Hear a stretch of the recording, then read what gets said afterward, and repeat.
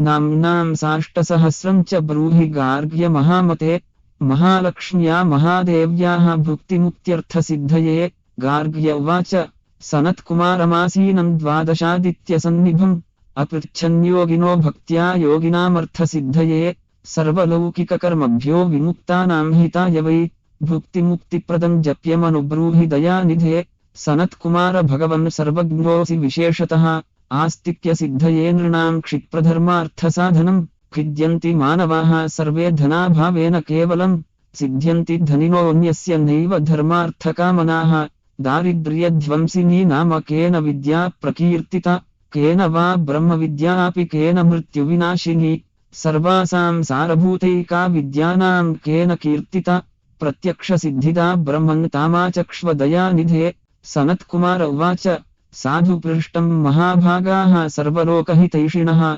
महतामेष धर्मश्च नान्येषामिति मे मति। ब्रह्मविष्णुमहादेवमहेन्द्रादिमहात्मभिः सम्प्रोक्तं कथयाम्यद्य लक्ष्मीनामसहस्रकं। यस्योच्चारणमात्रेण दारिद्र्यान्मुच्यते नरः किं पुनस्तज्जपाज्जापि सर्वेष्टार्थानवाप्नुयात्। अस्य श्रीलक्ष्मी दिव्यसहस्रनामस्तोत्र महामन्त्रस्य आनन्दकर्दमचिक्लितेन्दिरासुतादयो महात्मानो महर्षयः अनुष्टुप्छन्दः। विष्णुमाया शक्तिः महालक्ष्मीः परा देवता श्रीमहालक्ष्मी प्रसादद्वारा सर्वेष्टार्थसिद्ध्यर्थे जपे विनियोगः। श्रीमित्यादिषडङ्गन्यासः ध्यानम् पद्मनाभप्रियां देवीं पद्माक्षीं पद्मवासिनीं पद्मवक्त्रां पद्महस्तां वन्दे पद्मामहर्निशम्। पूर्णेन्दुवदनां दिव्यरत्नाभरणभूषितां वरदाभयहस्ताढ्यां ध्यायेत् चन्द्रसहोदरीम्। इच्छारूपां भगवतः सच्चिदानन्दरूपिणीं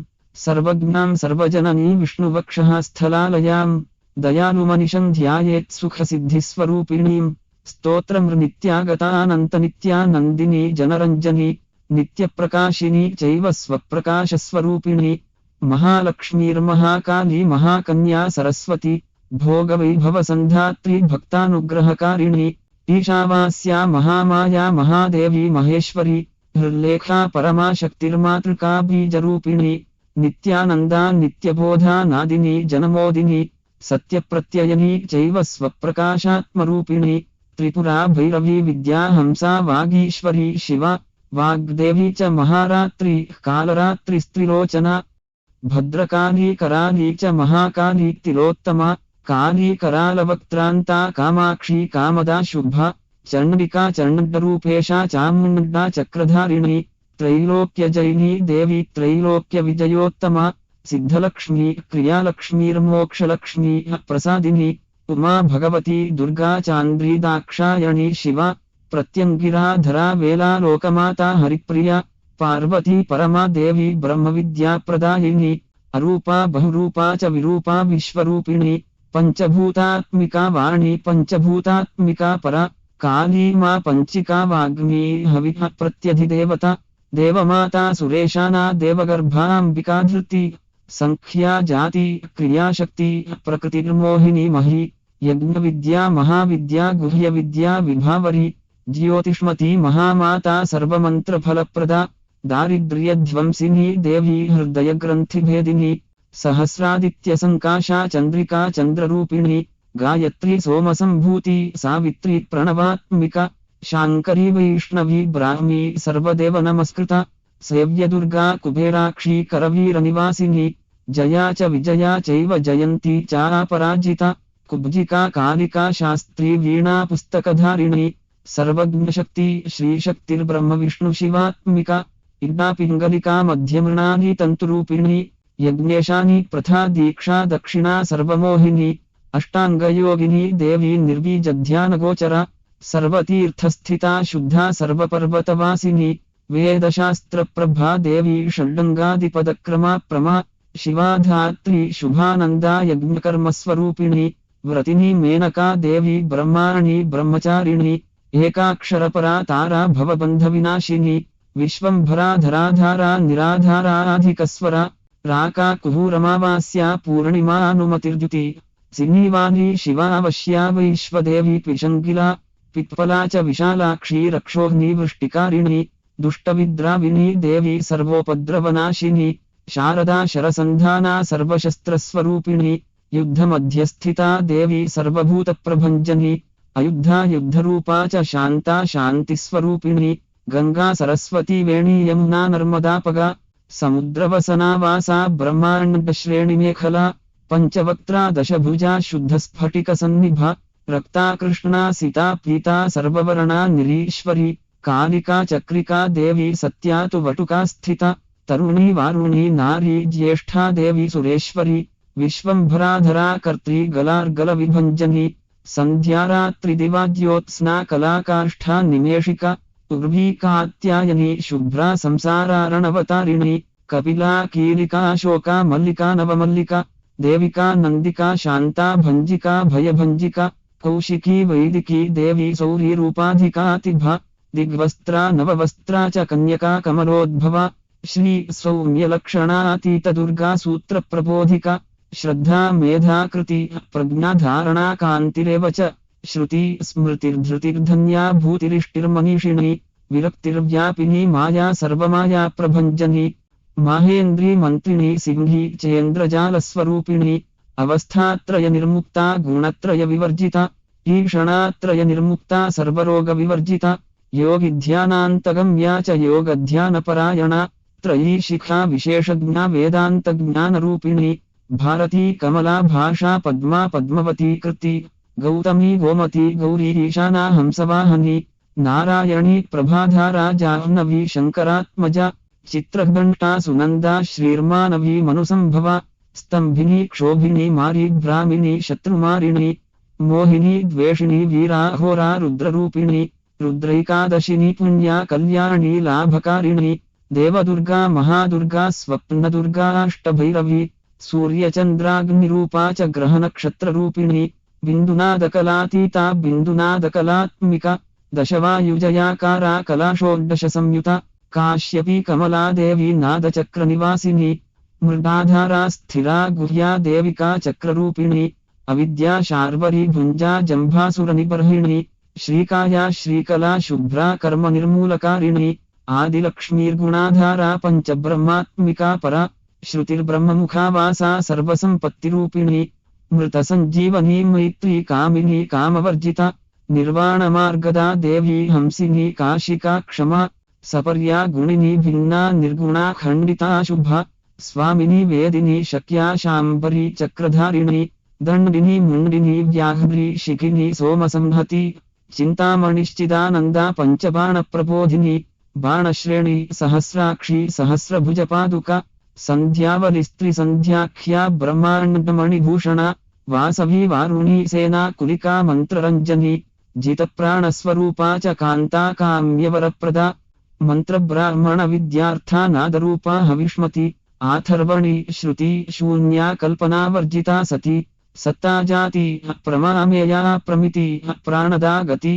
अवर्णा पंचवर्णा च सर्वदा भुवनेश्वरी त्रैलोक्यमोहिनी विद्या सर्वभर्तृक्षराक्षरा हिरण्यवर्णा हरिणी सर्वोपद्रवनाशिनी कैवल्यपदवीरेखा सूर्यमण्डलसंस्थिता सोममण्डलमध्यस्था वह्निमण्डलसंस्थिता वायुमण्डलमध्यस्था व्योममण्डलसंस्थिता चक्रिका चक्रमध्यस्था चक्रमार्गप्रवर्तिनी कोकिला कुलचक्रेशा पक्षती पंक्तिपावनी सर्वसिद्धान्तमार्गस्था षड्वर्णावरवर्जिता शररुद्रहरा हन्त्री सर्वसंहारकारिणी पुरुषा पौरुषी तुष्टि सर्वतन्त्रप्रसूतिका अर्धनारीश्वरी देवी सर्वविद्याप्रदायिनी भार्गवी याजुषी विद्या सर्वोपनिषदा स्थिता व्योमकेशाखिलप्राणा पंचकोशविलक्षणा पंचकोशात्मिका प्रत्यक्पञ्चब्रह्मात्मिका शिवा जगज्जराजनित्री च पंचकर्मप्रसूतिका वाग्देव्याभरणाकारा सर्वकाम्यस्थिता स्थिति अष्टादश चतुष्षष्टिपीठिका विद्यया युता कालिकाकर्षणश्यामा यक्षिणी किन्नरेश्वरी केतकी मल्लिका शोका वाराही धरणी ध्रुवा नारसिंही महोग्रास्या भक्तानामार्तिनाशिनी अंतर्बला स्थिरा लक्ष्मीर्जरा मरणनाशिनी श्रीरंजिता महाकाया सोमसूर्याग्निलोचना अदितिर्देवमाता च अष्टपुत्रा अष्टयोगिनी अष्टप्रकृतिरष्टाष्टविभ्राजद्विकृताकृति दुर्भिक्षध्वंसिनी देवी सीता सत्या च रुक्मिणी ख्यातिजा भार्गवी देवी देवयोनिस्तपस्विनी शाकंभरी महाशोणा गरुडोपरि संस्थिता सिंहगा व्याघ्रगा देवी वायुगा च महाद्रिगा अकारादिक्षकारान्ता सर्वविद्याधिदेवता मंत्रव्याख्याननिपुणा ज्योतिषशास्त्रैकलोचना इड्डापिङ्गलिका मध्यसुषुम्ना ग्रन्थिभेदिनी कालचक्राश्रयोपेता कालचक्रस्वरूपिणी वैशारदी मतिश्रेष्ठा वरिष्ठा सर्वदीपिका वैनायकी वरारोहा श्रोणिवेला बहिर्बली जम्भिनी जृम्भिनी जृम्भकारिणी गणकारिका जम्भशरणी चक्रिकानन्ता सर्वव्याधिचिकित्सकी देवकी देवसङ्काशा वारिधि करुणाकरा शर्वरी सर्वसम्पन्ना सर्वपापप्रभञ्जिनी एकमात्रा द्विमात्रा च त्रिमात्रा च तथा परा अर्धमात्रा परा सूक्ष्मा सूक्ष्मार्थार्थपरा परा एकवीरा विशेषाख्या षष्ठी देवी मनस्विनी निष्कर्म्या निष्कला लोका ज्ञानकर्माधिका गुणा सबन्ध्वानन्दसन्दोहा व्योमाकारा निरूपिता गद्यपद्यात्मिका वाणी सर्वालङ्कारसंयुता साधुबन्धपदन्यासा सर्वौकोघटिकावली षट्कर्मा कर्कशाकारा सर्वकर्मविवर्जिता आदित्यवर्णा चापरणा कामिनी वररूपिणी ब्रह्माणी ब्रह्मसन्ताना वेदवागीश्वरी शिवा पुराणन्यायमीमांसा धर्मशास्त्रागमश्रुता सद्यो वेदवती सर्वाहंसी विद्याधिदेवता विश्वेश्वरी जगद्धात्री विश्वनिर्माणकारिणी वैदिकी वेदरूपा च कालिका कालरूपिणी नारायणी महादेवी सर्वतत्त्वप्रवर्तिनी हिरण्यवर्णरूपा च हिरण्यपदसंभवा कैवल्यपदवी पुण्या कैवल्यज्ञानलक्षिता ब्रह्मसम्पत्तिरूपा च ब्रह्मसम्पत्तिकारिणी वारुणी वारुणाराध्या सर्वकर्मप्रवर्तिनी एकाक्षरपरा आयुक्ता सर्वदारिद्र्यभञ्जिनी पाशाङ्कुशान्विता दिव्या वीणाव्याख्याक्षसूत्रभृत् एकमूर्तिस्त्रयी मूर्तिर्मधुकैटभभञ्जिनी साङ्ख्या साङ्ख्यवती ज्वाला ज्वलन्ती कामरूपिणी जाग्रन्ती सर्वसम्पत्ति सुषुप्ता स्वेष्टदायिनी कपालिनी महादंष्ट्रा भ्रुकुटी कुटिलानना सर्वावासा सुवासा च बृहत्यष्टिश्च शक्वरी छन्दोगणप्रतिष्ठा च कल्माषी करुणात्मिका चक्षुष्मती महाघोषा खड्गचर्मधरा शनि शिल्पवैचित्र्यविद्योता सर्वतो भद्रवासिनी अचिन्त्यलक्षणाकारा सूत्रभाष्यनिबन्धना सर्ववेदार्थसम्पत्ति सर्वशास्त्रार्थमातृका अकारादिक्षकारान्त सर्ववर्णकृतस्थला सर्वलक्ष्मी सदानन्दा सारविद्या सदाशिवा सर्वज्ञा सर्वशक्तिश्च खेचरीरूपगोच्छ्रिता अणिमादिगुणोपेता पराकाष्ठा परागति हंसयुक्तविमानस्था हंसारूढा शशिप्रभा भवानी वासनाशक्तिराकृतिस्थाखिला तन्त्रहेतुर्विचित्राङ्गी व्योमगङ्गा विनोदिनी वर्षा च वार्षिका चैवर्ग्यजुस्सामरूपिणी महानदी नदी पुण्यागण्यपुण्यगुणक्रिया समाधिगतलभ्यार्था श्रोतव्या स्वप्रिया हृणा नामाक्षरपरा देवी उपसर्गनखाञ्चिता निपातोरुद्वयी जङ्घा मातृका मन्त्ररूपिणी आसीना च शयाना च तिष्ठन्ती धावनाधिका लक्ष्यलक्षणयोगाढ्याताद्रूप्यगणनाकृति सैकरूपा सेन्दुरूपा तदाकृति समासतद्धिताकारा विभक्तिवचनात्मिका स्वाहाकारा स्वधाकारा श्रीपत्यर्धाङ्गनन्दिनी गम्भीरा गहना गुह्या योनिलिङ्गार्धधारिणी शेषवासुखि संसेव्या चपला वरवर्णिनी कारुण्याकारसम्पत्ति कीलकृन्मन्त्रकीलिका शक्तिबीजात्मिका सर्वमन्त्रेष्टा क्षयकामना आग्नेयी पार्थिवाप्या वायव्या व्योमकेतना सत्यज्ञानात्मिका नन्दा ब्राह्मी ब्रह्मसनातनी अविद्यावासना माया प्रकृति सर्वमोहिनी शक्तिर्धारणशक्तिश्च चिदचिच्छक्तियोगिनी वक्त्रारुणा महामाया मरीचिर्मदमर्दिनी विराट् स्वाहा स्वधा शुद्धा निरुपास्ति सुभक्तिगा निरूपिता द्वयी विद्या नित्यानित्यस्वरूपिणी वैराजमार्गसञ्चारा सर्वसत्पथदर्शिनी जालन्धरी मृगानी च भवानी भवभञ्जनी त्रैकालिकज्ञानतन्तुस्त्रिकालज्ञानदायिनी हिरण्यकेशिनी हेमब्रह्मसूत्रविचक्षणा असङ्ख्येयपरार्धान्तस्वरव्यञ्जनवैखरी मधुजिह्वा मधुमती मधुमासोदया मधु माधवी च महाभागा मेघगम्भीरनिस्वना ब्रह्मविष्णुमहेशादिज्ञातव्यार्थविशेषगा नाभौ वह्निशिखाकारा ललाटे चन्द्रसन्निभा भ्रूमध्ये भास्कराकारा सर्वताराकृतिर्हृदि कृत्तिकादिभरण्यन्तनक्षत्रेष्ट्यर्चितोदया ग्रहविद्यात्मिका ज्योतिर्ज्योतिर्विन्मतिजीविका ब्रह्माण्डगर्भिणी बाला सप्तावरणदेवता वैराजोत्तमसाम्राज्या कुमारकुशलोदया बगला भ्रमराम्बा च शिवदूती शिवात्मिका मेरुविन्ध्यादिसंस्थाना काश्मीरपुरवासिनी योगनिद्रा महानिद्रा विनिद्रा राक्षसाश्रिता सुवर्णदा महागंगा पंचाख्या पंचसंहति सुप्रजाता सुवीरा च सुपोषा सुपति शिवा सुगृहा रक्तबीजान्ता हतकन्दर्पजीविका समुद्रव्योम मध्यस्था समबिन्दुसमाश्रया सौभाग्यरसजीवा तु सारासारविवेकदृक् त्रिवल्यादिषु पुष्टाङ्गा भारती भरताश्रिता नादब्रह्ममयी विद्याज्ञानब्रह्ममयी परा ब्रह्मणाङ्गी निरुक्तिश्च ब्रह्मकैवल्यसाधनम् कालिकेयमहोदारवीर्यविक्रमरूपिणी बल्डभाग्निशिखावक्त्रा महाकबलतर्पणा महाभूता महादर्पा महासारा महाक्रतु पंचभूतमहाग्रासा पंचभूताधिदेवता सर्वप्रमाणा संपत्ति सर्वरोगप्रतिक्रिया ब्रह्माण्डान्तर्बहिर्व्याप्ता विष्णुवक्षो विभूषिणी शाङ्करी विधिवक्त्रस्था प्रवरा वरहेतुकी हेममाला शिखामाला त्रिशिखा पंचलोचना सर्वागमसदाचारमर्यादा यातु भञ्जनी पुण्यश्लोकप्रबन्धाढ्या सर्वान्तर्यामिरूपिणी सामगानसमाराध्या श्रोत्रकरणरसायनम् जीवलोकैकजीवातुर्भद्रोदारविलोकना तटित्कोटिलसत्कान्तिस्तरुणी हरिसुन्दरी मीननेत्रा च सेन्द्राक्षी विशालाक्षी सुमङ्गला सर्वमङ्गलसम्पन्ना साक्षान्मङ्गलदेवता देहहृद्दीपिका दीप्तिर्जिह्मपापप्रणाशिनी अर्धचन्द्रोल्लसदंष्ट्रा यज्ञवाटी विलासिनी महादुर्गा महोत्साहा महादेवबलोदया डाकिनीव्या शाकिनीव्या साकिनीव्या समस्तजुट् निरङ्कुशा नाकिवन्द्या षडाधाराधिदेवता भुवनज्ञानिनी श्रेणी भुवनाकारवल्लरी शाश्वती शाश्वताकारा लोकानुग्रहकारिणी सारसी मानसी हंसी हंसलोकप्रदायिनी चिन्मुद्रालङ्कृतकरा कोटिसूर्यसमप्रभा सुखप्राणिशिरोरेखा सददृष्टप्रदायिनी सर्वसाङ्कर्यदोषग्नी ग्रहोपद्रवनाशिनी क्षुद्रजन्तुभयग्नी च विषरोगादिभञ्जनी सदा शान्ता सदा शुद्धा गृहच्छिद्रनिवारिणी कलिदोषप्रशमनी कोलाहलपुरस्थिता गौरीलाक्षणिकी मुख्या जगन्याकृतिवर्जिता माया विद्या मूलभूता वासवी विष्णुचेतना वादिनी वसुरूपा च वसुरत्नपरिच्छदा छान्दसी चन्द्रहृदया मन्त्रस्वच्छन्दभैरवी वनमाला वैजयन्ती पञ्चदिव्यायुधात्मिका पीताम्बरमयी चञ्चत्कौस्तुभा हरिकामिनी नित्या तथ्या रमा रामा रमणी मृत्युभञ्जनी ज्येष्ठा काष्ठा धनिष्ठान्ता शराङ्गी निर्गुणप्रिया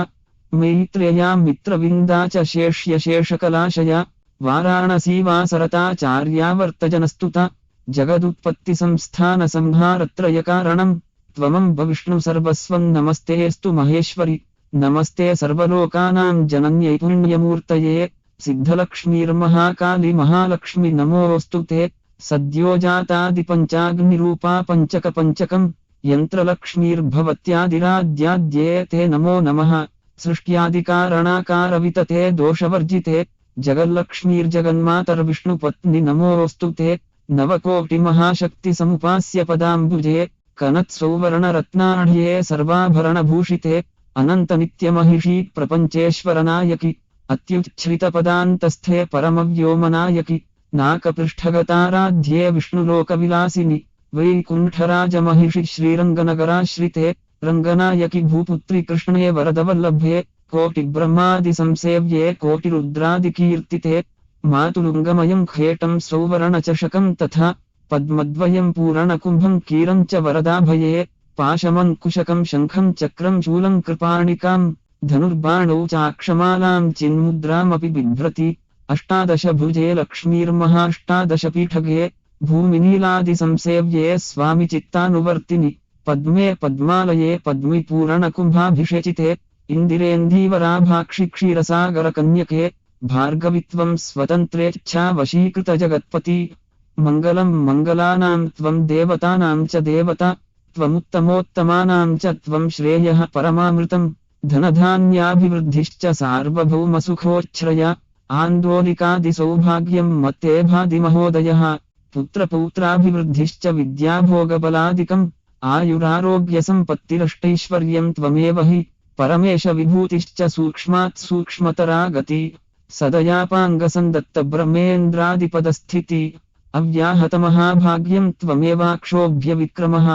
समन्वयश्च वेदानामविरोधस्त्वमेव हि निःश्रेयसपदप्राप्तिसाधनं फलमेव च श्रीमन्त्रराजराज्ञी च श्रीविद्याक्षेमकारिणी श्रीं बीजजपसन्तुष्टार्हरिश्रीबीजपालिका प्रपत्तिमार्गसुलभा विष्णुप्रथमकिङ्करी क्लीङ्कारार्थसवित्री च सौमङ्गल्याधिदेवता श्रीषोडशाक्षरी विद्या श्रीयन्त्रपुरवासिनी सर्वमङ्गलमाङ्गल्ये शिवे सर्वार्थसाधिके शरण्ये त्र्यम्बके देवि नारायणि नमोऽस्तु ते पुनः पुनर्नमस्तेऽस्तु साष्टाङ्गमयुतं पुनः सनत्कुमार उवाच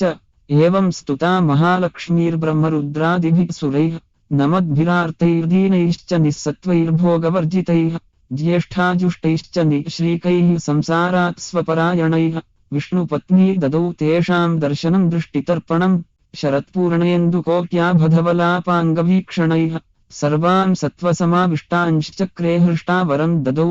महालक्ष्मीरुवाच नाम्नां साष्टसहस्रं मे प्रमादाद्वापि यः सकृत् कीर्तयेत्तत्कुले सत्यं वसाम्याचन्द्रतारकं किं पुनर्नियमाज्जप्तुर्मदेकशरणस्य च मातृवत्सानुकम्पाहं पोषकी स्यामहर्निशम् मन्नामस्तुवतां लोके दुर्लभं नास्ति चिन्तितम् मत्प्रसादेन सर्वेऽपि स्वस्वेष्टार्थमवाप्स्यथ युक्तवैष्णवधर्मस्य मद्व्रतेष्वकीर्णिनः भक्तिप्रपत्तिहीनस्य वन्द्यो नाम्नां जपोऽपि मे तस्मादवश्यं तैर्दोषैर्विहीनः पापवर्जितः जपेत्साष्टसहस्रं मे नाम्नां प्रत्यहमादरात् साक्षादलक्ष्मीपुत्रोऽपि दुर्भाग्योऽप्यलसोऽपि वा अप्रयत्नोऽपि मूढोऽपि विकलः पतितोऽपि च अवश्यं प्राप्नुयाद्भाग्यं मत्प्रसादेन केवलं स्पृहेयमचिराद्देवा वरदानाय जापिनः ददामि सर्वमिष्टार्थं लक्ष्मीति स्मरतां ध्रुवं सनत्कुमार उवाच इत्युक्त्वान्तर्दधे लक्ष्मीर्वैष्णवी भगवत्कला इष्टापूर्तं च सुकृतं भागधेयं च चिन्तितं स्वं स्वं स्थानं च भोगं च विजयं लेभिरे सुराः तदेतत्प्रवदाम्यद्य लक्ष्मीनामसहस्रकं योगिनः पठत क्षिप्रं चिन्तितार्थानवाप्स्यथ गार्ग्य उवाच सनत्कुमारयोगीन्द्र इत्युक्त्वा स दयानिधि अनुगृह्य ययौ क्षिप्रं तांश्च 12 योगिनः तस्मादेतद्रहस्यं च गोप्यं जप्यं प्रयत्नतः अष्टम्यां च चतुर्दश्यां नवम्यां भृगुवासरे पौर्णमास्याममायां च पर्वकाले विशेषतः जपेद्वा नित्यकार्येषु सर्वान् कामानवाप्नुयात् इति श्रीस्कन्दपुराणे सनत्कुमारसंहितायां श्रीलक्ष्मीसहस्रनामस्तोत्रम्